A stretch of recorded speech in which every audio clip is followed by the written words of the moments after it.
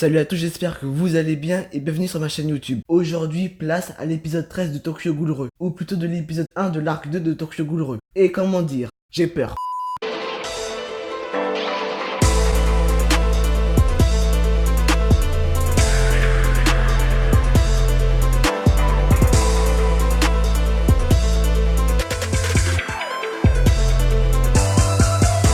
Cet épisode adapte du chapitre... Non, en fait, j'ai la flemme de chercher. Ils ont au moins adapté 10 chapitres, tellement qu'ils ont retourné l'histoire. Bref, cet épisode met en avant les deux leaders des deux camps, Eto et Harima, surtout Eto.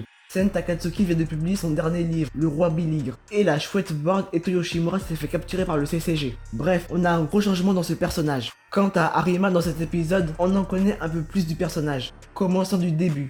L'épisode vient à peine de commencer que ça commence déjà très mal. Je n'ai vraiment pas aimé cette introduction, car de 1, ce gros machin avec le ciel rouge, spoil la fin du manga, l'assaut du CCG sur le repère d'Aogiri à Hiroshima ou rue Iceland, c'est du grand n'importe quoi. Ils ont mélangé l'assaut final et l'éclairage. Oui, parce que d'abord, il y a eu un groupe d'éclaireurs, Hashikawa, Hogi et Mutsuki. Ils ont fait le repérage de l'île. D'ailleurs, c'est là où Mutsuki a vu l'épouvantail. Enfin bref, ils se sont fait défoncer. Hashikawa s'est fait bouffer par Takizawa et Mutsuki s'est fait séquestrer par Torso. Et c'est après cette défaite où il y a eu l'assaut sur Hiroshima. C'est là où Suzuya affronte Kuruna, Kori Ui affronte Naki, etc. Dans l'anime, tout le monde s'affronte en même temps parce que va te faire La seule chose qui était poignant, c'est les adieux de Eto et de Tartara. Sinon c'était nul comme introduction. Mais bon, la suite, ça vaut pas mieux. Déjà cet épisode commence par l'interrogation de Monsieur Shiono, l'éditeur de Eto. Comment Kaneki a-t-il trouvé Monsieur Shiono? Va te faire J'ai pas aimé cette interrogation dans l'anime, parce que tout simplement pour moi ce n'est pas une interrogation. Kaneki le menace en disant que si Eto était vraiment une ghoul, il risquerait la mort. Dans le manga, dans un premier temps, l'interrogation se passe très bien, mais on ressent une grosse tension entre ces deux hommes. À tout moment, ça pourrait partir en coup. Et ça, c'est excellent. L'auteur réussit très bien à retranscrire ses émotions nécessaires durant ces scènes. En voyant Monsieur Shoujo très détendu, la faucheuse noire refroidit l'atmosphère. Il lui déclare, je cite, « Sachez que le CCG soupçonne Sen Takatsuki d'être une ghoul. Si c'est le cas que vous êtes au courant et que vous refusez de collaborer à l'enquête, vous serez accusé de rétention ou dissimulation d'informations. Au titre de l'article 119 du Code de gestion des ghouls, sachez aussi que la peine maximale pour ce crime est la mort. » Malgré ce coup de pression, Monsieur Shiono refuse d'avouer que Sen Takatsuki, son auteur, est une ghoul. La faucheuse noire sait que Sen Takatsuki est une ghoul, mais il n'a pas les preuves. Monsieur Shiono ne voulant pas avouer, il pète un câble, il renverse la table.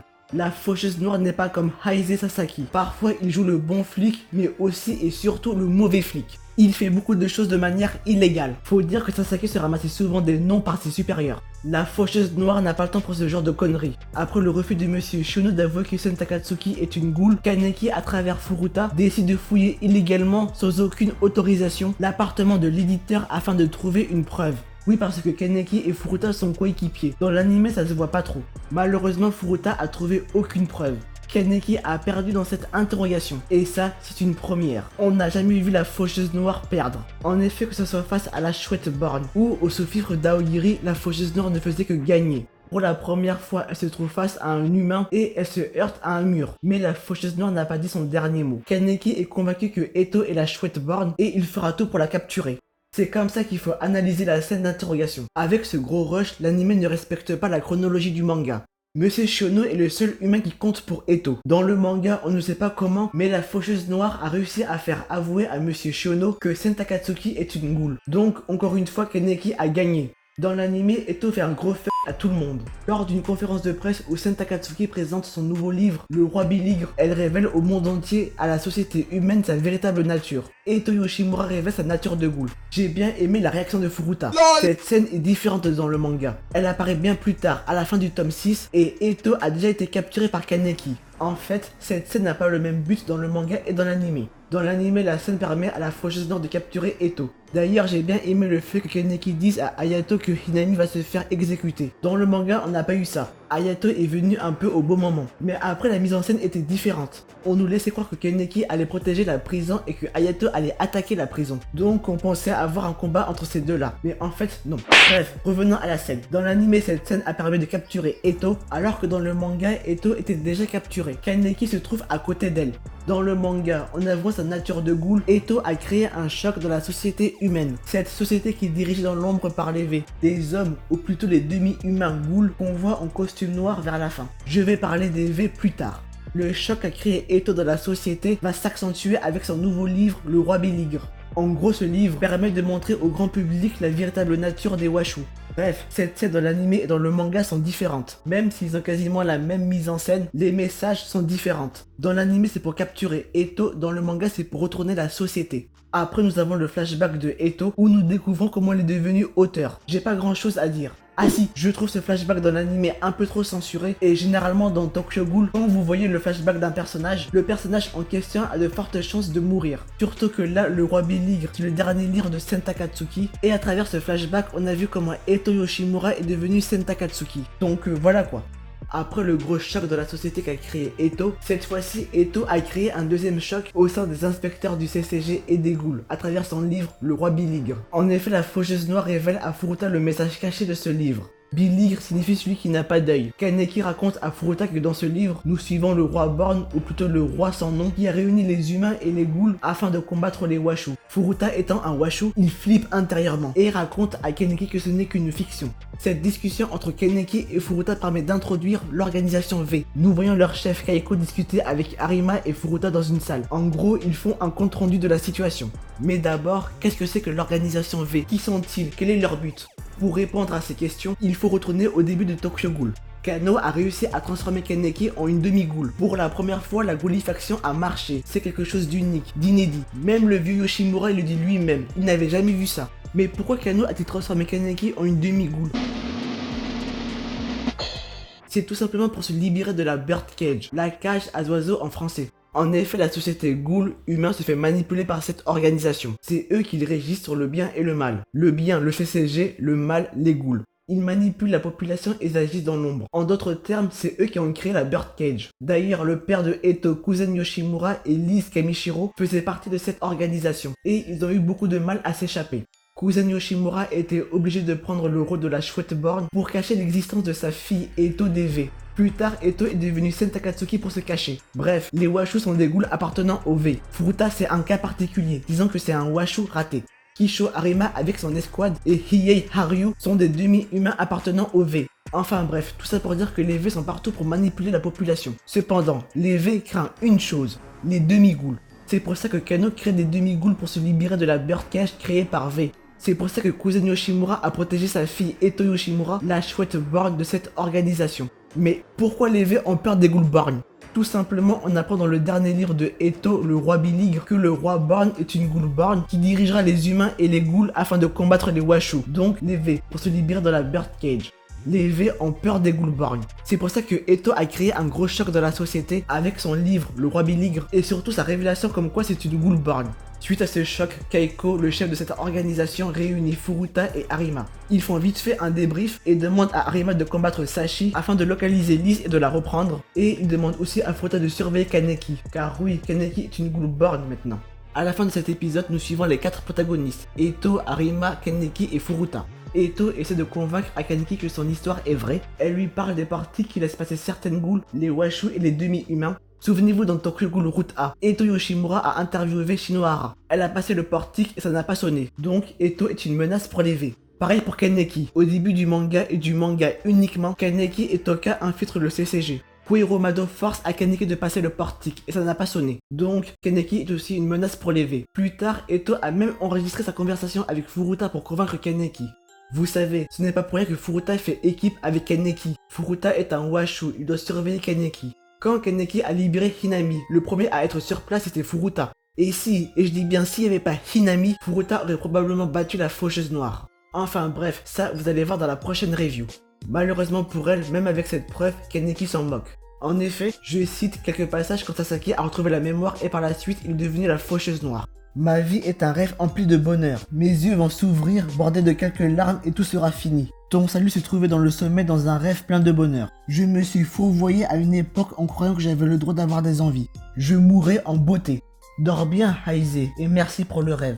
Bref, vous avez compris. Tout comme Hide qui a sauvé Kaneki à la fin de Tokyo Ghoul, Kaneki veut sauver Hinami puis mourir de la main d'Arima. Il en a marre des promesses non tenues, de se mentir à lui-même. Il veut juste mourir en beauté, comme Hide. C'est pour ça qu'il s'en fout des Washu, des V, du roi Born, de la birdcage. Ça ne lui intéresse pas tout ça, car ça va encore se terminer en promesses non tenues, comme c'est fait le cas avec l'Antique et les Kings. Ce que j'aime bien dans cet épisode, c'est qu'on confronte les deux protagonistes du moment, Kaneki et Furuta, à travers Eto. Dans le même épisode, on voit la discussion entre Kaneki et Eto et celle de Furuta et Eto, ce qui permet de confronter Kaneki et Furuta. Alors, je suis plutôt déçu entre la discussion de Eto et de Furuta, même si ça a bien commencé avec leur sourire narquois. Tiens, que vous êtes belle Sen Takatsuki, ta gueule bouffon. Dans cette discussion, Furuta prend un malin plaisir de se moquer de la chouette borne. En gros, il lui dit que son livre et sa révélation comme quoi c'est une demi-goule n'a servi à rien. Il lui donne des détails sur le fonctionnement des V et comment ils ont pu réussir à calmer la population. En gros, pour Furuta, le plan de Eto a échoué. Cependant, Furuta est venu voir Eto pour une chose. Qui est le roi borne? Où est-il? Bien sûr, la chouette borne, jamais elle va révéler son identité à ce clown. Par contre, elle lui dit un truc très intriguant. Le roi borne se trouve enfui dans vos entrailles. Qu'est-ce que ça veut dire? Le roi borne se trouve au CCG, chez les V, ou bien il est enfoui profondément dans la birdcage. Bref, la tentative de Furuta pour trouver le roi borne a échoué. Mais, gentleman comme il est, il offre un cadeau à Eto. Du pâté humain, du pâté de Monsieur Shiono, l'éditeur de Sen Takatsuki. Monsieur Shiono est le seul humain qui comptait pour Eto. Avec ce cadeau, Furuta lui a foutu une claque. Mais ne vous inquiétez pas, Eto elle lui fout un revers en nous révélant ses origines. Elle lui dit, je cite, « Ça doit être dur de ne pas pouvoir dire papa à son propre père. C'est toi le déchet des Washu au final. » Alors là, Furuta pète un câble en disant qu'il va la tuer. N'empêche, ces deux-là forment vraiment un bon duo de comique. Mais alors, pourquoi j'étais globalement déçu de cette discussion? Parce que dans cet épisode, ils ont révélé partiellement l'identité de Furuta, son côté Washu et son affiliation avec les V. Alors que dans le manga, déjà, leur discussion c'est juste des gros barres, des gros fous rires. Mais surtout, on a de ces révélations sur Furuta, mais waouh! Kano a rejoint Aoyiri, mais comme vous l'avez vu dans l'épisode 12, Furuta est allié avec Kano. On sait que Kano veut détruire la birdcage créée par V. Alors, pourquoi Furuta est un allié de Kano? Comme l'a dit Eto, on ne connaît pas la relation entre Furuta et les V, sachant que Furuta est un Washu rejeté, donc voilà quoi. Furuta c'est celui qui ramène les corps à Kano pour ses expériences. Dans l'épisode 12, il a ramené le corps du regretté Kings Ginshi Shirazu. Mais surtout dans le manga, on a eu une grosse révélation, ou plutôt une affirmation. Car oui, on s'en doutait tous. Cette affirmation rend le personnage extraordinaire. C'est le génie des fils de p***, un putain de mastermind. Je vais pas vous le dire, je vais pas vous spoiler, parce que je suis sûr que ceux qui suivent que l'anime ne connaissent pas qui est réellement Furuta, alors que nous dans le manga c'était une évidence. Avec cette affirmation, le personnage s'amuse avec le lecteur, avec nous. C'est pour ça que j'adore cette image, car on se rend compte que Furuta manipule Kaneki depuis le chapitre 1, depuis le début. Et c'est à ce moment-là quand on voit Furuta, on dit... Malheureusement, cette révélation n'a pas été mise dans l'anime. Et vu le rush, je pense pas qu'ils vont la mettre. Et c'est dommage, ça change complètement le personnage. C'est pour ça que j'ai été déçu entre la discussion de Furuta et d'Eto. Maintenant, parlons du combat entre l'escouade d'Arima et Sashi. Sashi est devenu une goule de rang triple S. Pas grand chose à dire dans ce combat, ça a été correct. J'ai bien aimé l'animation sur la caque Narukami. Ça a été stylé, c'était beaucoup mieux que dans Tokyo Ghoul Route A. Après, il y a toujours ce problème au niveau de la censure. Dans le manga, Arima bat Sashi en lui tranchant la gorge, alors que dans l'anime, il lui transperce le dos. Entre égorger et un coup de poignard dans le dos, il y a une différence. De base, j'étais déçu de ce combat dans le manga. Sashi, une goule ultra puissante. Il a défoncé Kaneki. On l'a plus revu depuis très longtemps. Et quand il réapparaît, il s'est fait tuer comme une merde par Arima. Le personnage avait tellement de potentiel, déçu que l'auteur s'en débarrasse. Il a juste servi à donner une identité à la goule qui a fui les V, c'est-à-dire Liz Kamishiro. Comme l'a si bien dit Hitori dans le tome 5, Liz Kamishiro n'est pas son vrai nom, elle n'a pas de nom. Dans le flashback de cet épisode, c'est bien Sashi qui donne une identité à cette goule, la considérant même comme sa fille, Liz Kamishiro. N'empêche, enfin dans l'anime ça se voit pas trop, à cause de l'animation. Mais dans le manga, quand Arima combat, t'es bluffé.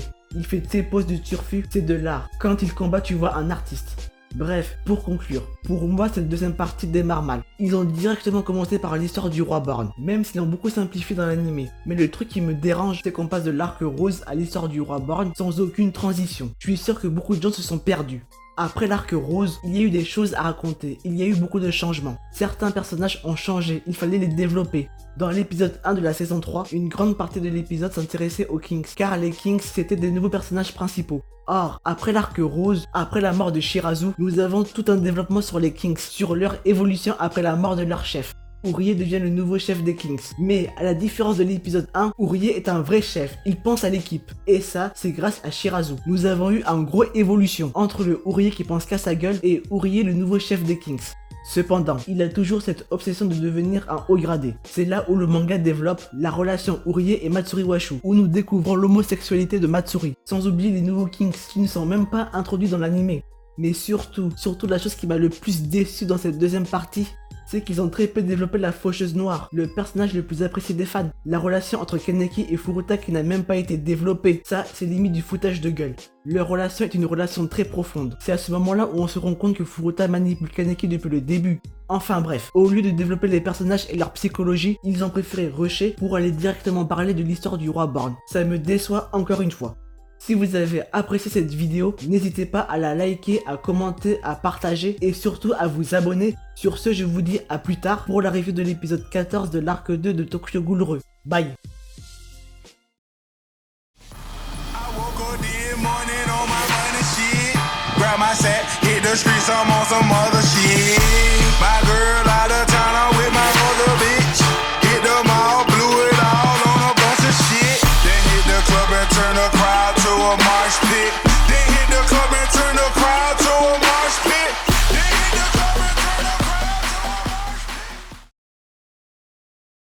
Surprise, motherfucker.